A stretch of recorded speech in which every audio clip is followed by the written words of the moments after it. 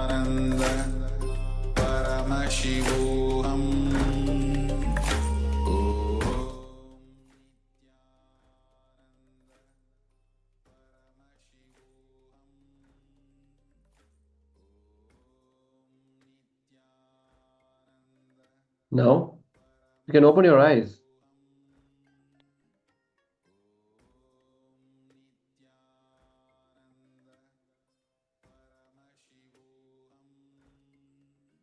You can pen down what was revealed to you through your third eye.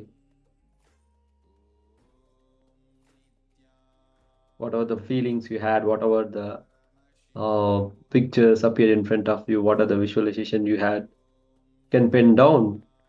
Or if you want to share, you can share it in the Zoom chat.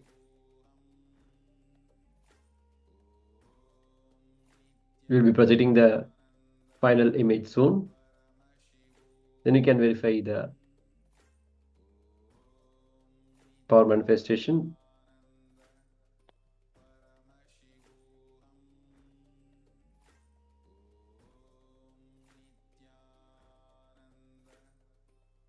If you are sitting in the two-way video conferencing, you can share what was revealed to you in the chat. If you are watching in social media, YouTube, Facebook, you can send us a comment.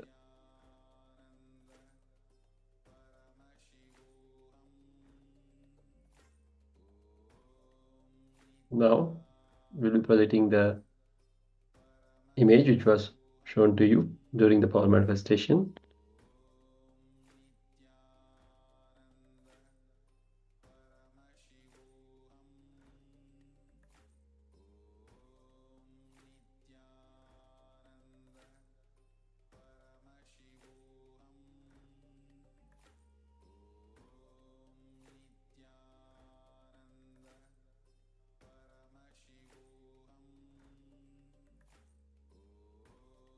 If you got the exact image, you can share your experience of power manifestation in your social media. You can record the video.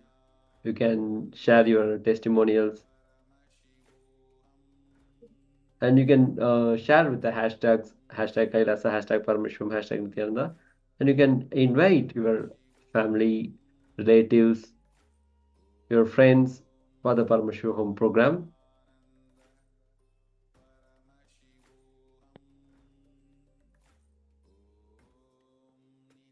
Even if you don't manifest the power, you don't need to worry about it.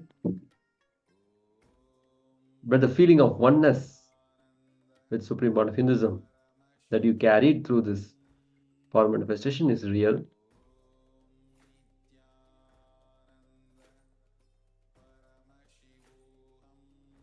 Now with this, we'll enter into the next segment. We are going to work on guilt samskaras.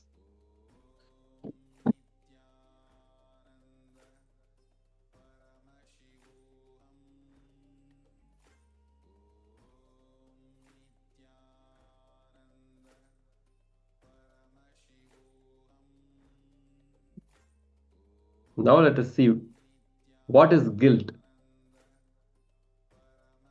When you have desires, you have guilt as well.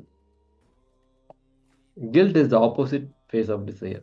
Sometimes you feel guilty about desiring something because you feel it is not right to desire. Other times you feel guilty when your desires are not fulfilled because you feel you are not deserving of what you receive. When your desires do not come true, you feel guilty because you feel you have not done what you ought to have. Desires invariably lead to guilt.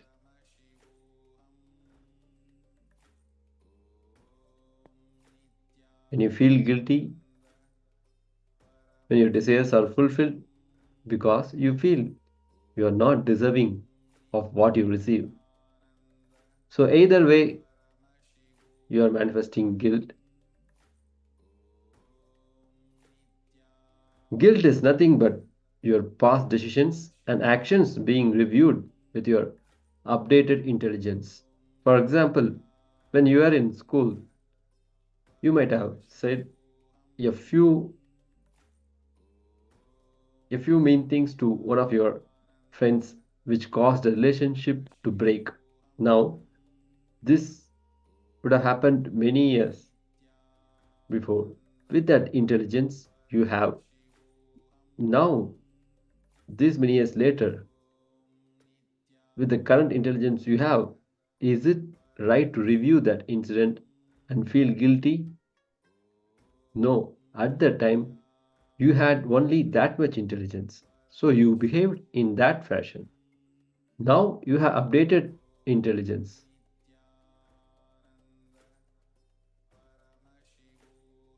So, with this maturity, let us see the futility of the past. What is gone is gone. What has been done is done. You cannot undo it. Now, if you constantly think about the past and feel guilty, you destroy your present and your future too. Nothing can be done about it. So, guilt is useless. What you can do, all that you can do, is not repeat the same pattern again. That's all. At that time, with whatever the intelligence you had, you acted. That's all. Now you have the updated intelligence and with the powerful cognitions, you approach the life. The past is always past. It is always dead. That is why it is called past. Yet we always let the past affect us. How do we allow the past to affect us? There are two ways. If you review your past incidents or decisions using the present intelligence, you will create guilt in your being. If you base your present decisions on past experience, you will be repeating the same past into future also, maybe in a little updated fashion.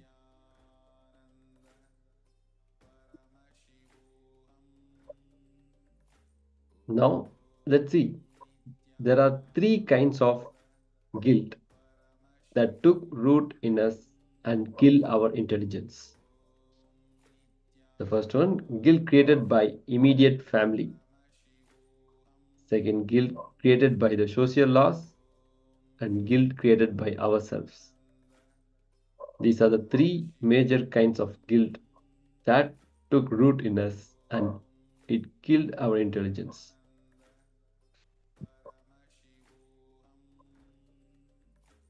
Now let's see one by one. Guilt created by immediate family. Before the age of 7, guilt is created by your immediate family. If you don't do according to your parents' wishes, they instill guilt in you. They tell you that God will not approve of what you are doing. Poor God, he has to support whatever anyone says about him. Or your parents tell you that you should respect their wishes as parents. Immediately you feel guilty of making them unhappy. In this way, family sows the first guilt in you. You, in turn, pass it on to your child like a crown. It is passed on over generations.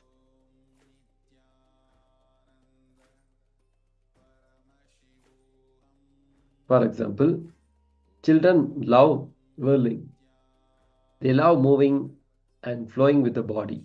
It is a natural way for them to center their energy, but what do? We stop the child and put the fear in him that he may fall.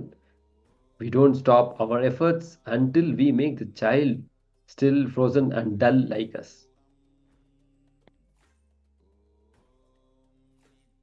From 7 to 14, society creates guilt in you through its rules. Guilt based on fear is created by social laws. This is an important guilt in this is the guilt of sex. Parents or family never open out the topic of sex. When there is a chemical change happening in you, you feel your body is new. A lot of questions arise. and clarity is needed, but no one is prepared to give it.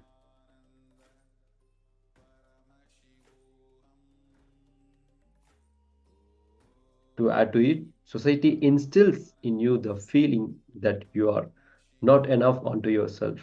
It makes you feel guilty of what you are, what you do. Once it convinces you that you are a sinner, you are caught in its grips.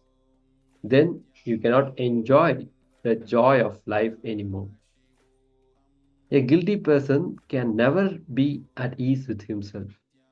He will always lack self confidence. He will always look for a leader for guidance. This is where society steps in and exploits him. Guilt means you have done something which others don't want you to do. If you don't listen to society and listen to your natural intelligence, you feel guilty of doing something wrong. You are afraid and start defending yourself. You even pretend that you have not done it. You are in constant tension with life.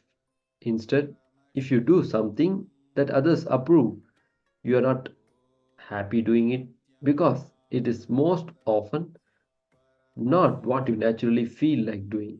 This is the dilemma you are caught in.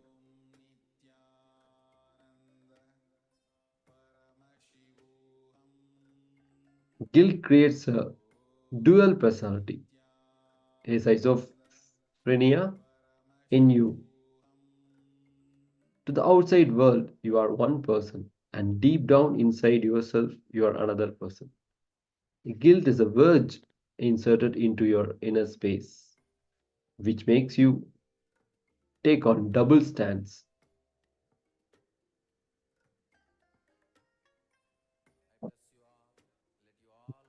Now let's see the guilt created by you. Till the age of 21, knowledge from family and society creates guilt. But after 21, the guilt sown in you by family and society grows root inside you.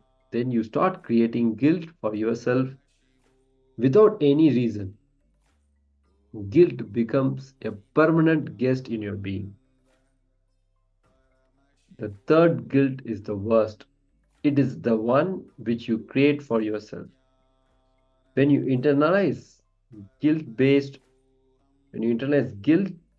on greed and fear, you create new types of guilt for yourself. When you internalize guilt based on greed and fear, you create new types of guilt for yourself.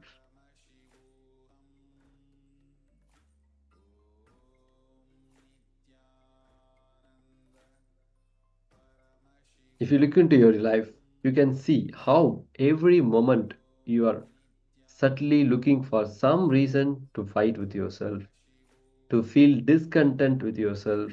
You cannot remain without some conflict. You want to create misery for yourself because that is what you have been taught. Happiness is a sin.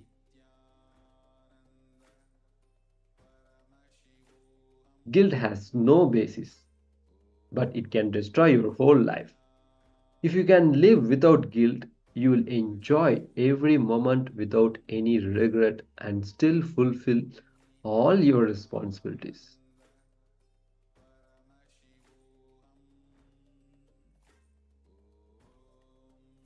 Once you become aware of how you are driven by guilt, you can start practicing to come out of it. When you start practicing anything, naturally you will slip a few times. When you practice to be without guilt, you are bound to slip back into the older patterns of greed and fear. Then suddenly you remember, oh, I started working out of fear. I started working out of greed. Then you will start afresh. When you start working, naturally you will see these things happening in you.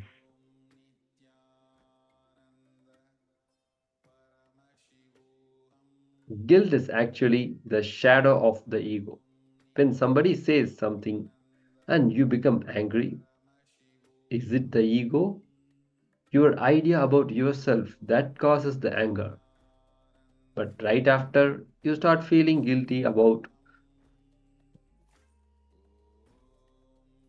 losing your temper. Now too, it is the same ego that causes the guilt.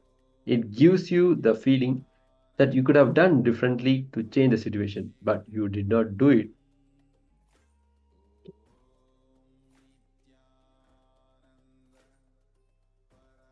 This is the dilemma. The ego creates the problem, and the same ego goes on harboring guilt. If you understand this game of the ego, you can simply drop the guilt. Without allowing ego, if you allow only awareness, you will neither get unduly angry nor will you suffer for it. Because of the awareness, you will not be blinded with anger. You will get angry only to the extent required, and automatically there will not be any guilt either.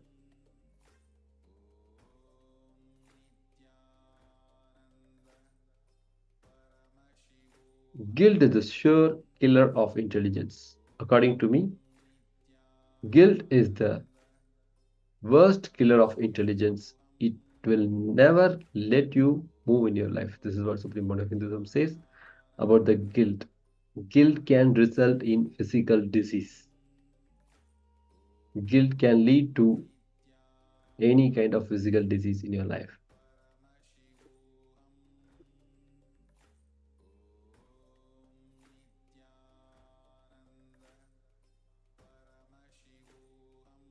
Now let's see one of the Shakshi Pramana from a devotee who shared it. Once, one of our devotees had a tumor at the base of her spinal cord. For 20 years, she suffered with the tumor. She came to Supreme Point of Hinduism complaining, "Please help me, Swamiji, heal me. I am suffering with this tumor for so many years. After undergoing surgery, it has reappeared." Supreme Point of Hinduism started talking to her slowly to trace the origin of the problem. He asked her a few questions, at the end of which she finally opened up and started weeping. Swamiji asked her, "Do you have any guilt related to your sex energy?" She slowly opened up. She shared she was physically abused when she was very young. One of her close relatives had abused her for many years. That guilt stayed with her. She said, "I started hating that part of my body. I started feeling that this part of the body should not exist in me. I felt that part of my body was not my being. My hatred towards that person turned towards my own body."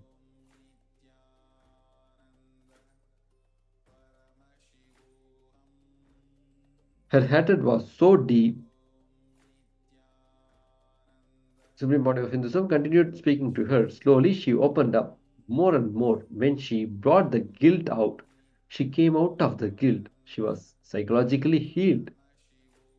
Supreme Point of Hinduism gave her a small meditation technique to meditate on that area. He told her, "Express your anger towards that man. Weep, shout, cry, hit. Close the doors, take a pillow, imagine that is he, and show your anger on it. After that, sit silently and feel that part of your body also as your own. Feel love towards that part of the body."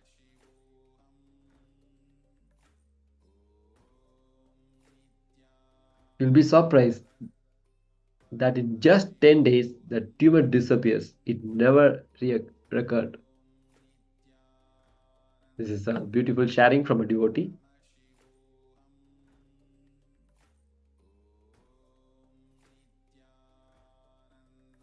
Now let's see how guilt can result in physical diseases. Most of our ailments are due to psychological disturbances where guilt plays a major role. Most of the time, our energy flow gets blocked because of guilt. Wherever you are not able to take decision, wherever you have fear, there will be some guilt lurking. Accept all guilt, all mistakes, and all failures. Even if you cannot accept, accept that you cannot accept. You will then relax and guilt will drop from your mind.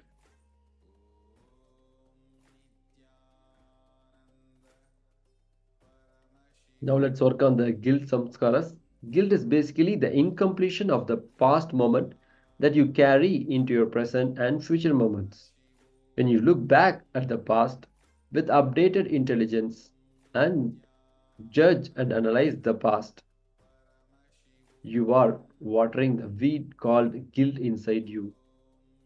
When you look back at the past with updated intelligence and judge and analyze the past, you are watering the weed called guilt inside you. Guilt is one of the root causes of human suffering. When you are in guilt, you are wasting your time, energy, and life itself.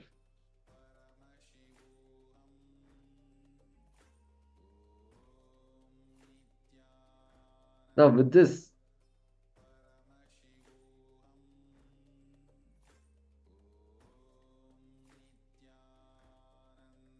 working on guilt samskaras, let's see what Supreme Pontiff of Hinduism says about the guilt.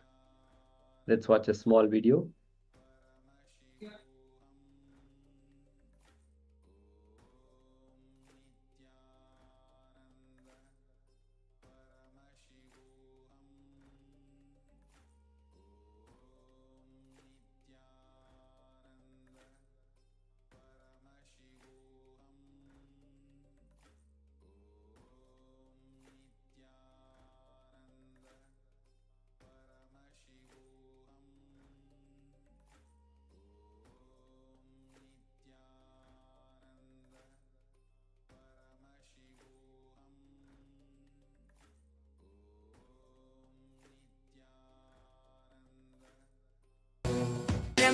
सच्चिदानन्दरूपिणं वन्दे सनातनं पुण्यं Nityanand. Let us work on the next layer of patterns. Guilt. See, first fear, then greed. After the greed, the complication of fear and greed together is guilt. Guilt is basically the incompletion of the past. Incompletion of the past moment you carry into your present and future. See, it's like a trying to measure. Look at your past incidents with the updated intelligence. For example, I'll give you an example. At the age of 6, 7, you are playing with a toy. Your mother comes and calls you for eating. But you feel playing is so important. You say, no, I won't come for eating, you eat. Then your mother forcibly tries you. Take you for eating, she just takes away the toys. Immediately the child starts crying, you die, you give me my toy. And now, if you sit and start worrying, now you know mother is more important than the toy. But at that time, you had only that much of intelligence. That's the reason you felt toys are more important than the mother. But if you start worrying for the ideas, concepts, decisions you had at that time, with the updated intelligence, is there going to be any end for it? No. It is going to be just a worrying process. Logically, it will never end. It will never conclude.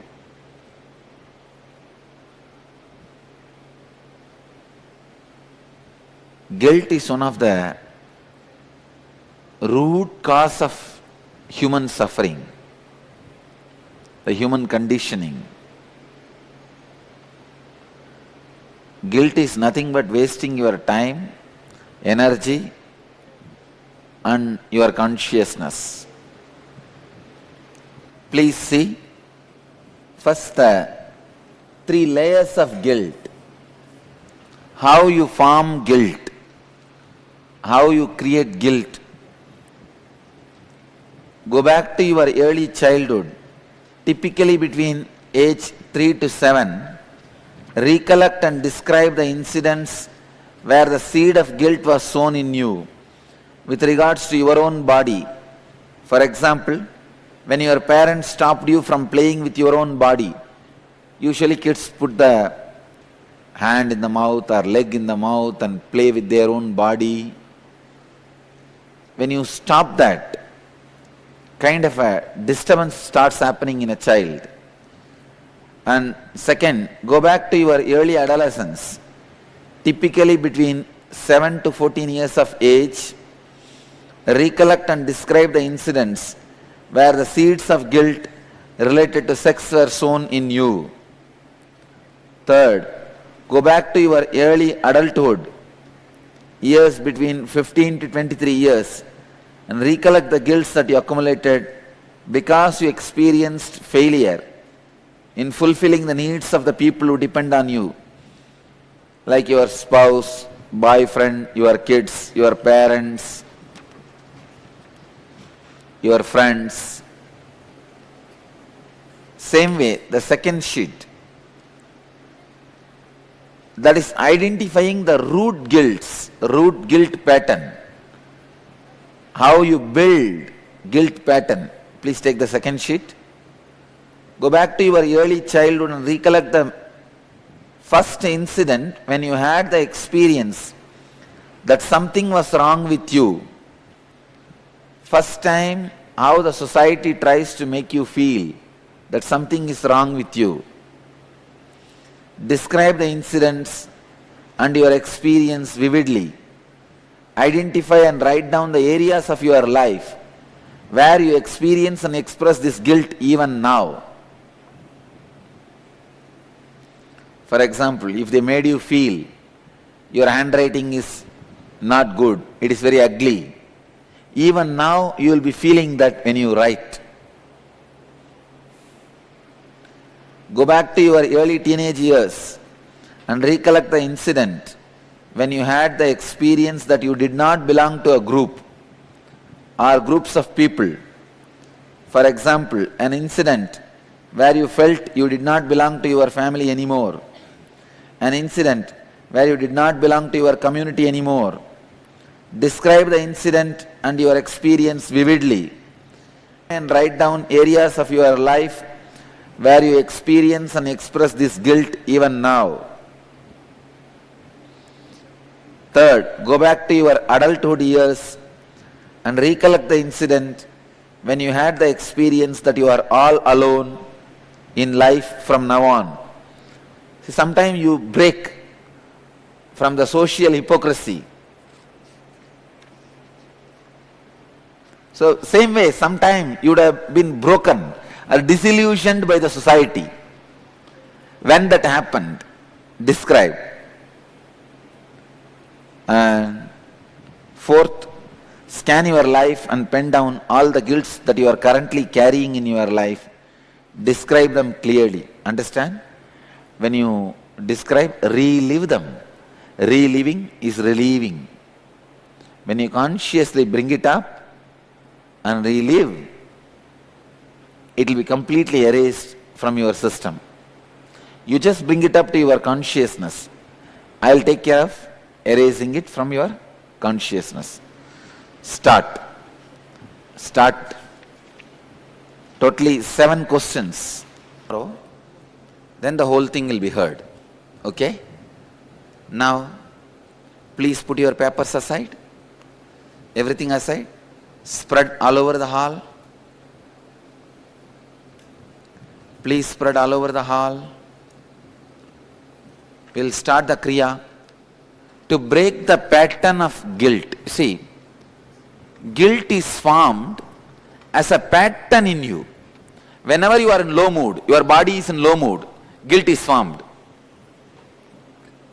You don't need a reason from outside to form a guilt. If you are in low mood, you can form a guilt. Oh, it is such a beautiful weather, but I am sitting inside the hall. You can start feeling guilt. Please spread all over the hall. Sit in Vajrasana.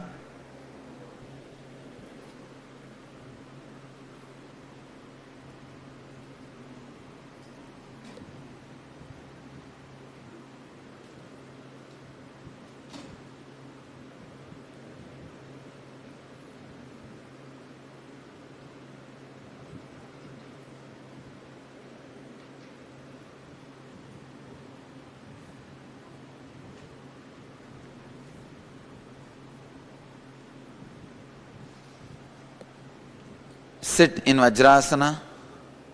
Vajrasana means sitting on your knees. Start the intense chanting of Hunkara, H-O-O, sound. Please understand.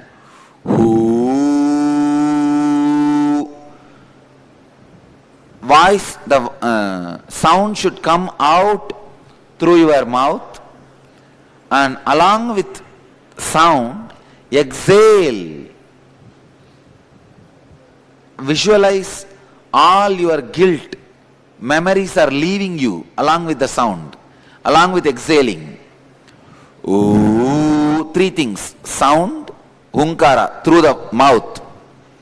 Second, exhale as much as you can.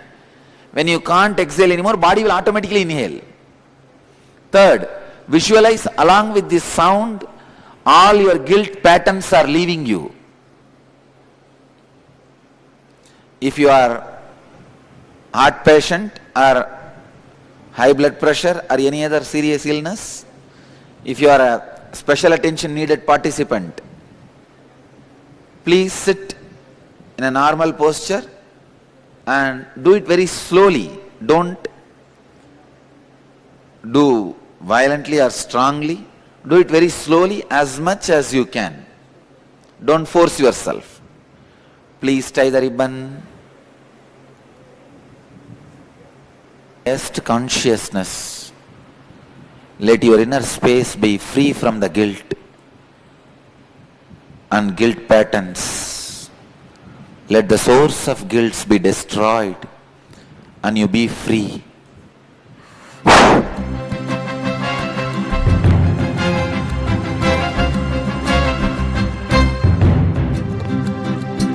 Relax.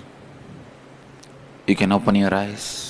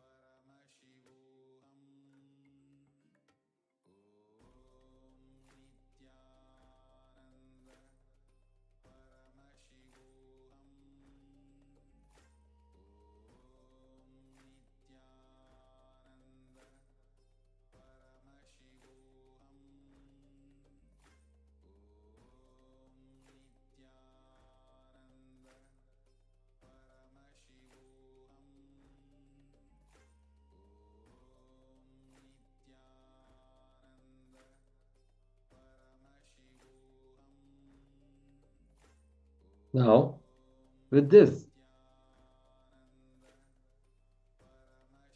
whatever we have heard the sharing from Supreme Pontiff of Hinduism himself, we are going to identify the 3 layers of guilt.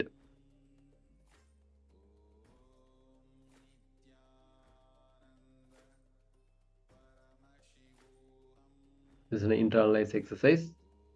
Go back to your early childhood, typically between age 3 and 7. Recollect and describe all the incidents where the seed of guilt was sown in you with regards to your own body. For example, when your parents stopped you from playing with your own body,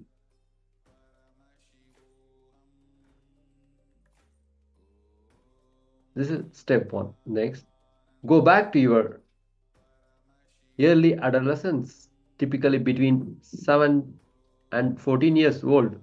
Recollect and describe all the incidents where the seed of guilt related to sex was sown in you.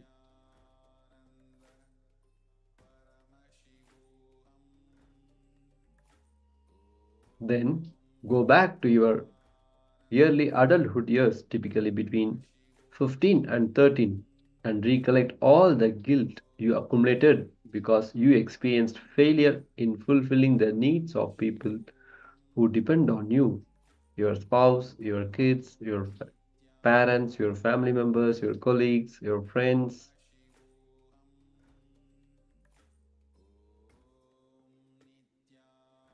You are going to identifying the guilt in all these 3 layers. First layer is between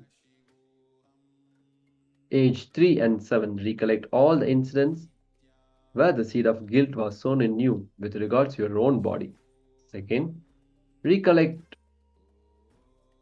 and describe the instance where the seed of guilt related to sex was sown in you between 7 and 14 years old.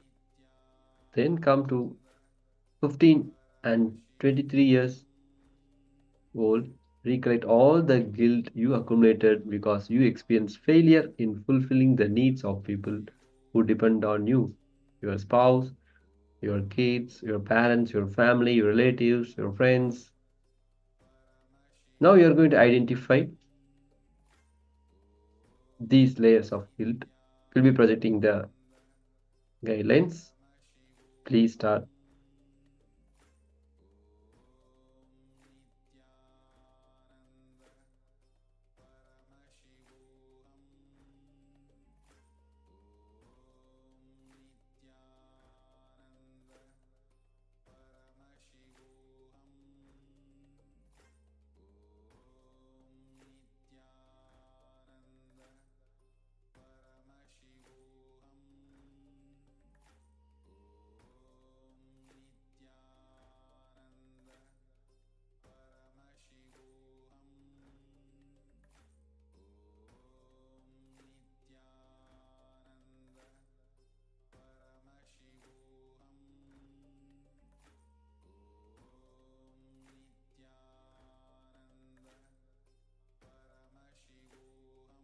Start recollecting and describe the incidents where the seed of guilt was sown in you.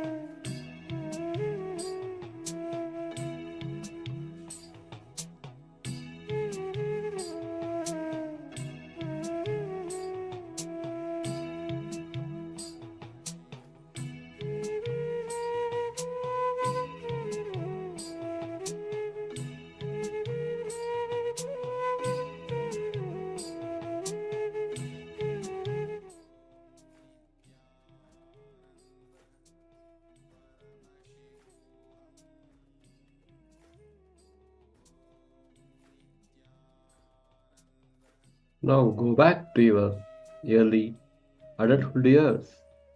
Typically between 15 and 23, recollect all the guilt you have accumulated because you experienced failure in fulfilling the needs of people who depend on you, your spouse, your kids, your parents, etc. Let's start.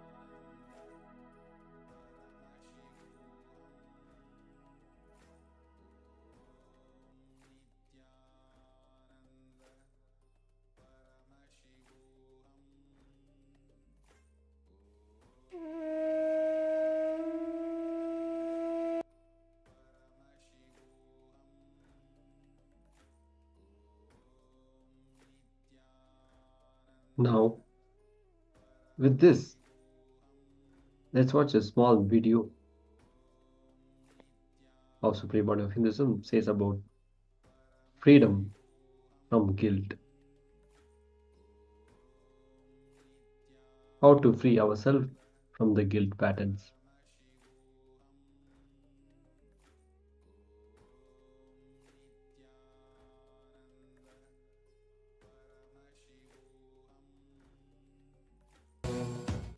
All genius kids are, from the beginning, did not allow the parents and the society to interfere with them unconsciously. It is unconscious interference of the parents and society responsible of making you mediocre. The mediocreness is not brought by you, it is inherited from the parents and society.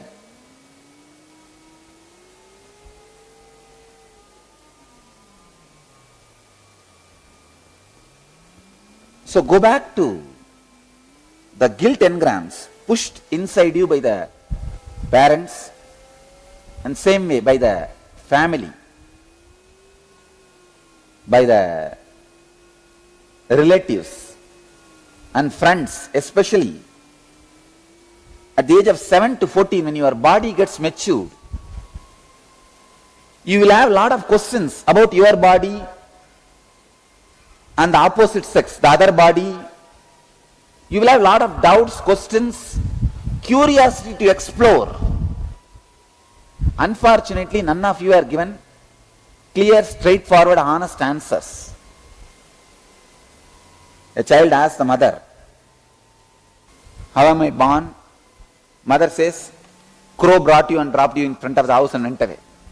How many of you heard this story? Tell me. No, really. We bought you from the shop. Now, I have heard this kind of answers. See, in villages, every week on the Tuesdays, they will have a thing called Sunday. Sunday means where all the growers of agricultural products, like a vegetable, all the farmers will bring their products, and the buyers, customers, the villages will go and buy, and the cows, bulls, bullocks, horses, camels will all be brought for sale. Whoever wants to sell, they will go there to sell. Whoever wants to buy, they will go there to buy. It's called Sunday, like a modern day mall. Almost everything will be available. Many times,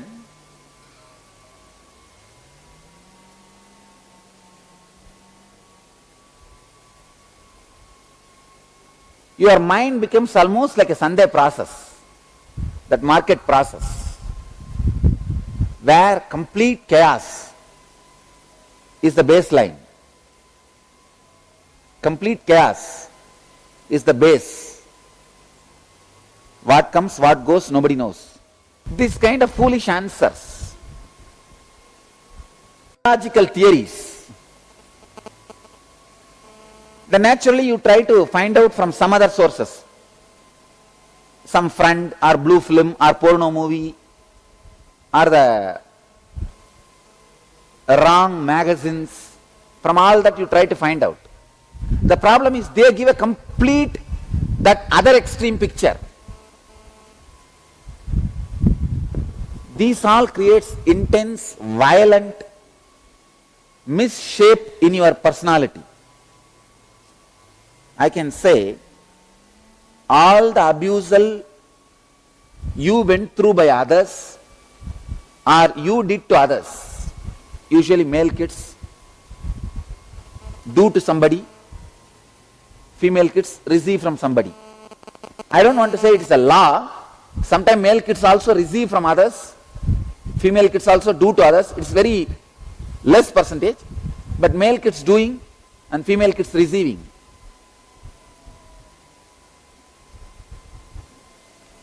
Both happens because of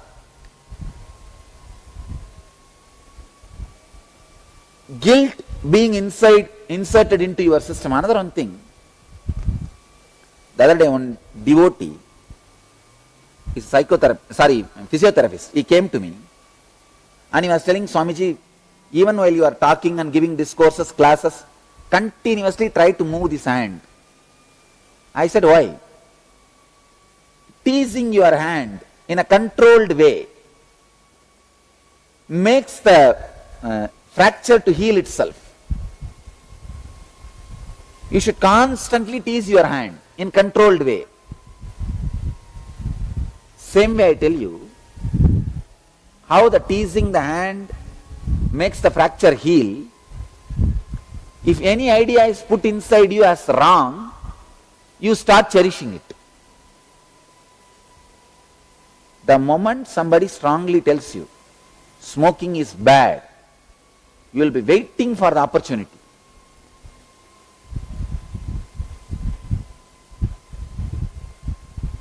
The guilt does the opposite side job.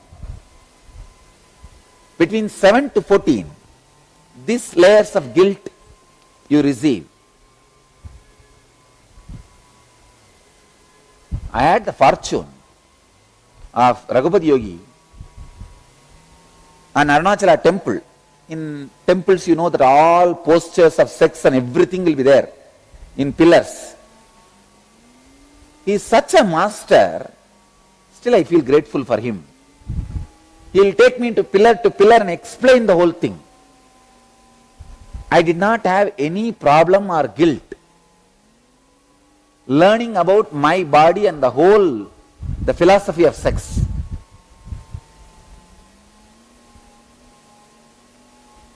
And I always believed this is the way all kids are taught. I thought this maybe they will be teaching in the school. I am not going to school, so Raghupati Yogi is teaching me. Only after growing up, I realized how fortunate I was. If you go to South Indian temples, you will see all statues will be there. All kinds of postures, the descriptions, not verbally, in the big stone statues. Unfortunately, in the modern day, we feel that as our, that is not part of our culture. You should learn only from porno movies, not from temple statues. So the next layer, third layer guilt is the guilt of not fulfilling your role to your relationships, brother, sister, wife, son, daughter, to all of them. Identify these three root guilts. This is the science of guilt I am talking.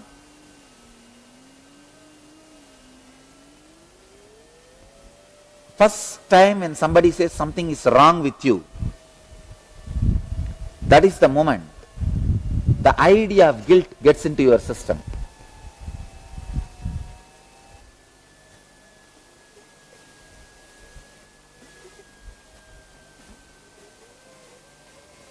And when the guilt becomes deeper, you feel you don't belong to that family.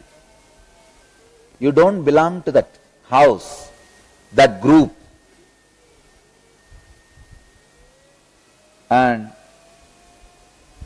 the feeling, I am all by myself, all alone, orphan. Actually, you should understand you are orphan, but from the right angle. Parents should tell the kids, hey, we cannot be standing by you always. You are a human being. You are an orphan. That's the nature. But we, out of our love, can support you in these lines. We can give money for your education. We can give money for your snacks, tea. We can give money even if you fall sick. But we can't heal the sickness. We can't take the suffering from you. You only have to suffer. So plan your life based on that. In a very loving way, the child should be made to understand he is orphan. not like this rough way.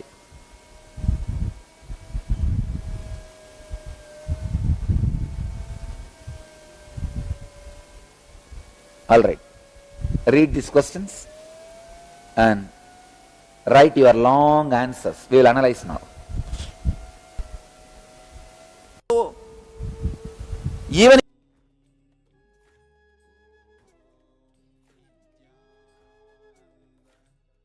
if you are expressing, for example, guilt, if I have taken 5 guilt sessions, in each session I go on adding and higher understandings about guilt I reveal. But later on, every session, all the ideas I expressed in all 5 sessions may not get repeated. If I express 20 ideas about guilt, sharp understandings, when I take a session, maybe 10 will get expressed.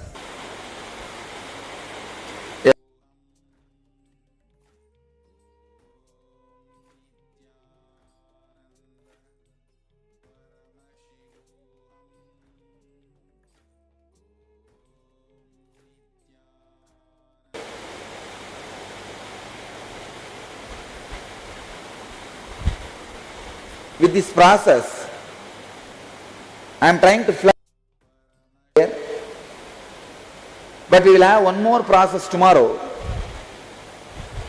for the same guilt and guilt layers.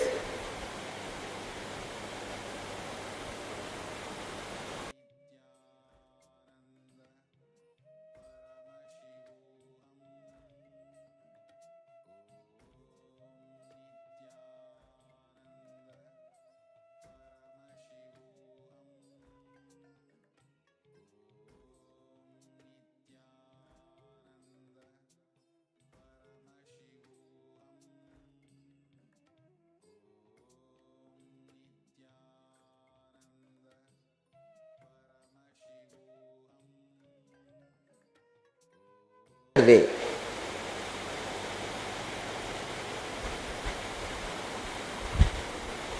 With this process, I am trying to flood energy into the guilt layer, but we will have one more process tomorrow for the same guilt and guilt layers.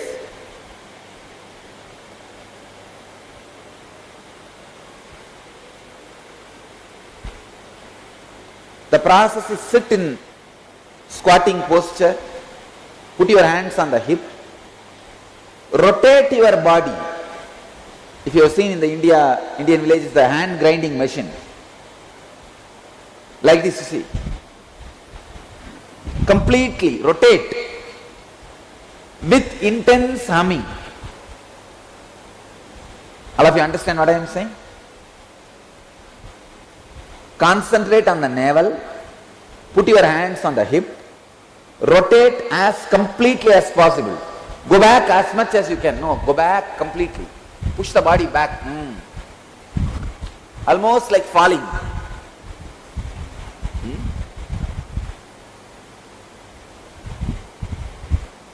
I am working through Hatha Yoga. These are all process from Hatha Yoga.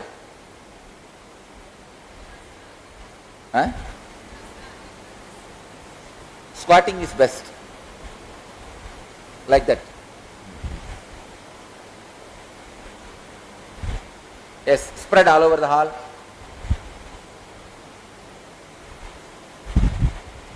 Quickly spread.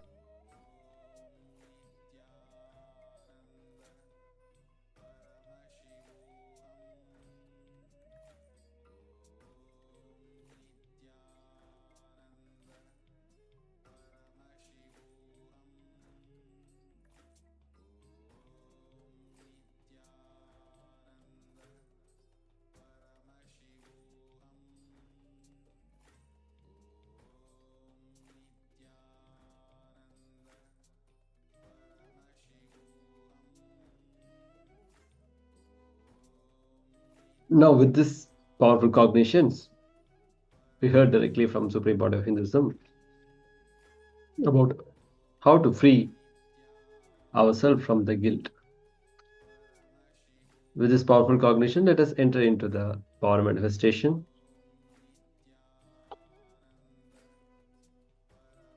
Today we are going to manifest the power of third eye, breath dimension. Please sit straight with your head, neck and spine in a straight line.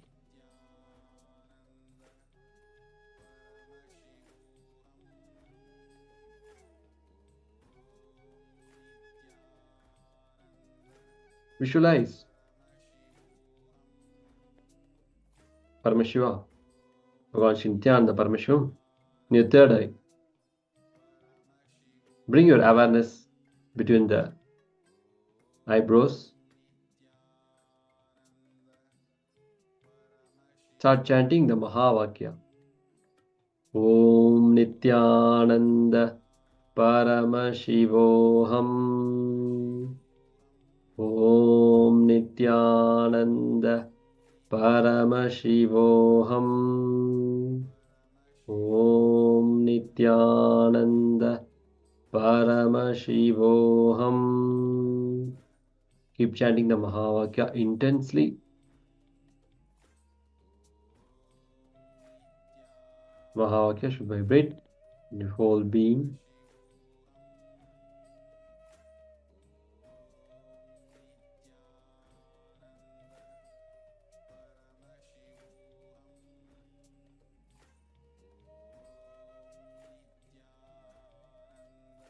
Be in the space of oneness with Supreme Pontiff of Hinduism.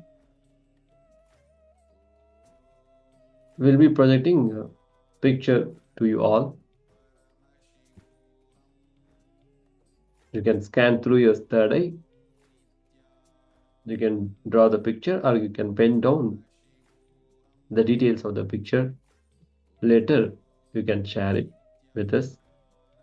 Now let's take your eye band and close your eyes. Start chanting the Mahavakya. Sit straight with your head, neck and spine in a straight line. Close your eyes. Take your eye bands. Start chanting the Mahavakya. Om Nityananda Paramashivoham.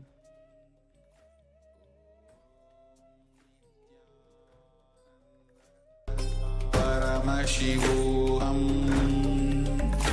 Om Nityananda Paramashivoham. Om Nityananda Paramashivoham. Om Nityananda Paramashivoham. Om Nityananda Paramashivoham. Om Nityananda Paramashivoham. Om Nityananda Paramashivoham. Om Nityananda Paramashivoham. Om Nityananda Paramashivoham. Om Nityananda Paramashivoham. Om Nityananda Paramashivoham.